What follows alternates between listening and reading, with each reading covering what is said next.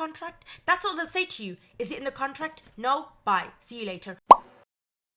Hey guys, welcome back to my channel. I've been seeing some I can't even put into words the things that they have changed in these contracts to make it even worse of a contract than it has been in previous years. And these are like the standard contracts that I've shown by my friends, and they haven't signed it yet or anything. Most companies have outline of contracts, although now it seems to be worse. Now let's start with holiday first. So every school must give you 10 days, 10 to 11 days. 10 is the minimum holidays. Usually it's broken down into 5 holidays in the summer and 5 in the winter. That is usually scheduled around the school's timing. That's fine.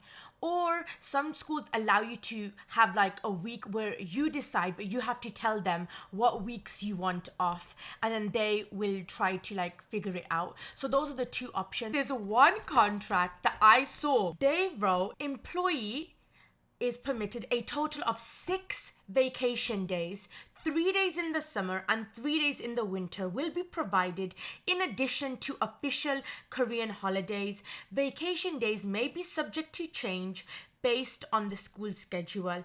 Okay, first of all, I don't understand why Hagwons say, oh, we're going to give you Korean holidays as well. Korean holidays are given to you by the government. They're statutory. The school cannot say you cannot have these statutory red days off. Now, there's a difference between red days, which are statutory holidays, and then there's like fixed red days, and then there's optional red days. So I'm sure if you Google it, you will find out the official red days, or you ask one of your friends who are in Korea, or type it up on the expat page.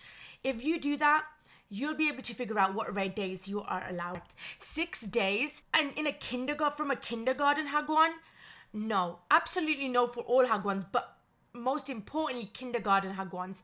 6 days, absolutely not. And the thing that is even worse is the final sentence that they've written, which I'm going to read out for you now.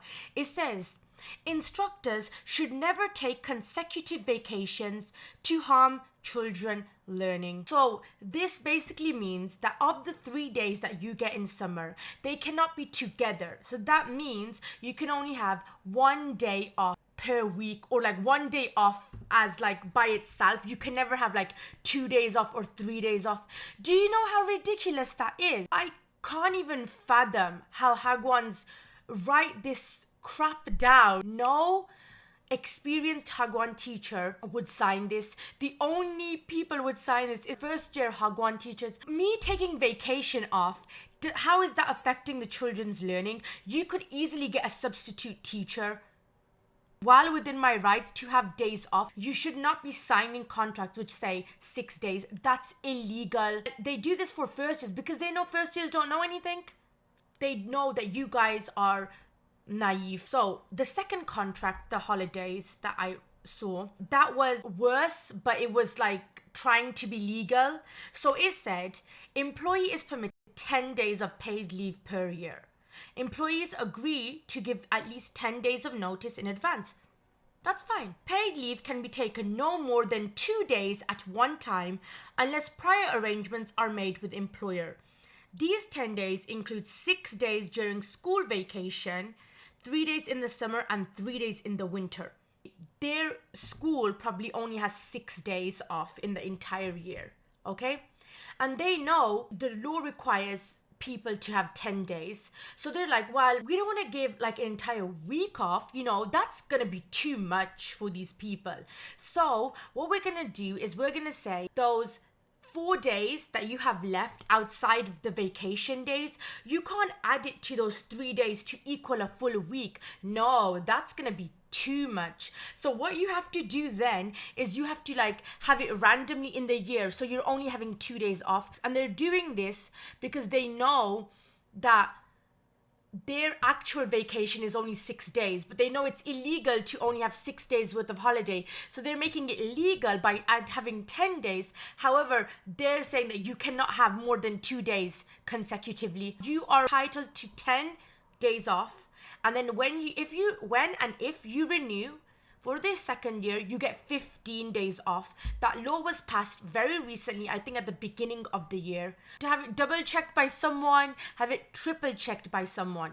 Watch all my videos, which basically tell you the guidelines of what should be in a contract and what shouldn't be in a contract. So if you want to, please watch my Hagwon playlist so that you guys are aware of what needs to be done. I also want to talk about teaching hours, okay? The school will always write the contract as this person is gonna have to do 120 hours, 130 hours, 130 teaching hours. You need to be aware of teaching and working. Teaching and working hours are different, and I've also prefaced this in my previous videos.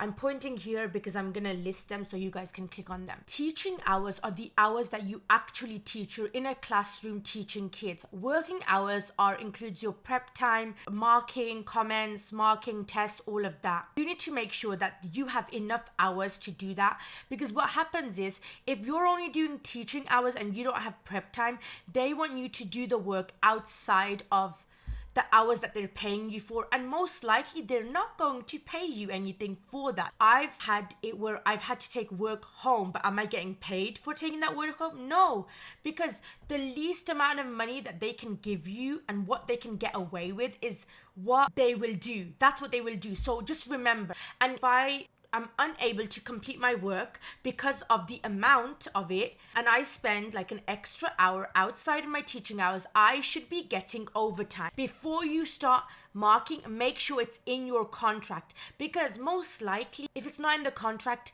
the Hagwons will not follow it. If you spend 3 hours overtime and then you tell them, but you have to pay me overtime for that. No.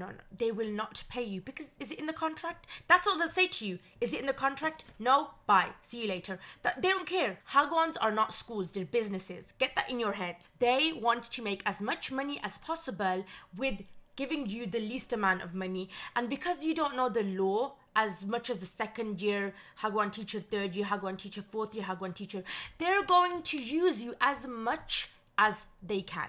I will give you like a perfect working hour like frame. So for example, if you start, let's say 12 and you finish at 9, okay? So you should have 3 hours.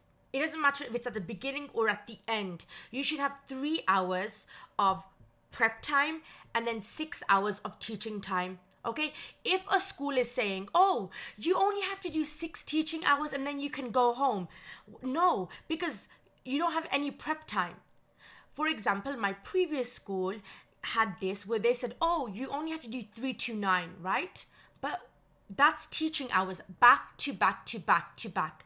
You don't have any breaks. And if you do have a break, that's like 45 minutes of you trying not to have a mental breakdown. Make sure you have 3 hours. And one of those hours is your lunch break. You need a lunch break, and make sure that's specified in your contract, or make sure it's specified within those prep time hours. You are allowed to go outside and have a break, which you are entitled to do because you are doing full-time work. This one kind of freaked me out. The instructor is required to come from 10 to 7 p.m. Monday to Friday. Working time may be changed due to academic plan. Sometimes instructors should work on Saturday and Sunday. Working times may be changed. That's fine, because sometimes schools, what they do is like, oh, instead of 10 to 7, can you do 9 to 6? That's fine. As long as the age group doesn't change, where they make you do kindergarten instead of elementary, make sure your age group is included, because I've had it where some Hagwons are like, oh, can you teach kindergarten? And I've specifically said I refuse, because of my first year, I refuse to teach kindergarten because I've had such bad PTSD from there. So definitely check that video out, because that's a horror story and a half. This is the vagueness that you need to be really careful of. The vagueness is, how many Saturdays and Sundays am I working? So you're telling me I'm having to work Monday to Friday and I'm going to have to work Saturday and Sunday, so I'm basically 7 days working. Are you paying me for that? It doesn't stay here, you're paying me for that. So is that just free free time that I'm giving of my own 2 days that I have off. The more vague your contract is, the more likely you're going to be ripped off. If it says Saturday and Sundays, how many Saturday and Sundays? Write it down. You want me there for open class days? Okay, I'm two. I'll give you 2.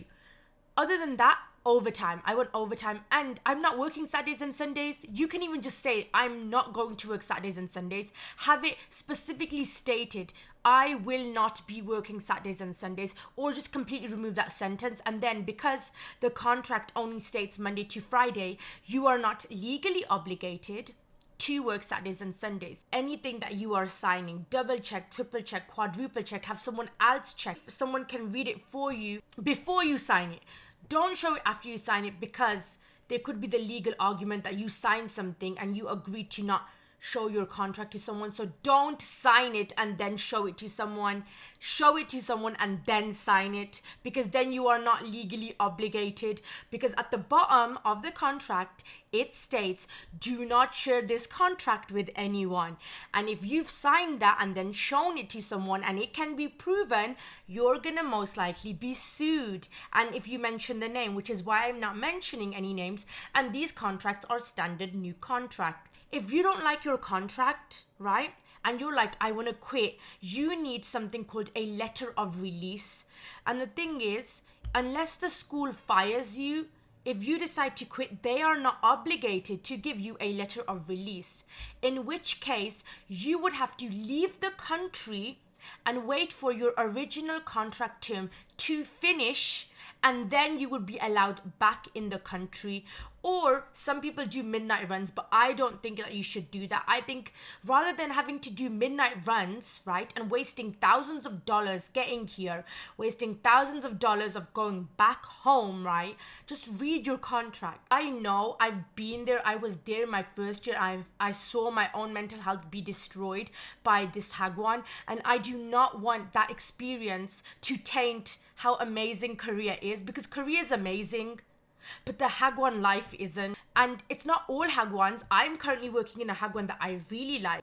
In my 4 Hagwons that I've worked, 2 Hagwons were good, 2 Hagwons were atrocious. There are good Hagwons out there. And if you're a girl, Hagwons will try to pressurize you more, because they're like, oh, girls are pushovers. Which is why some Hagwons only want female teachers, because they know that female teachers are more emotional than logical.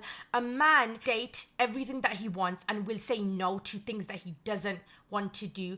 A female, however, can be pushed over. If there's any vagueness, anything you have like this weird feeling about, get it checked before you sign it, and then take your step. And welcome to Korea. Korea is an amazing place, but you need to be smart about it when coming to a different country, because most likely you're coming alone. Okay, I'm gonna stop there. If you did like this video, give it a like, subscribe, and let me know down in the comments whether you agree with any of the stuff that I said. So yes, I will see you in the next one. Bye.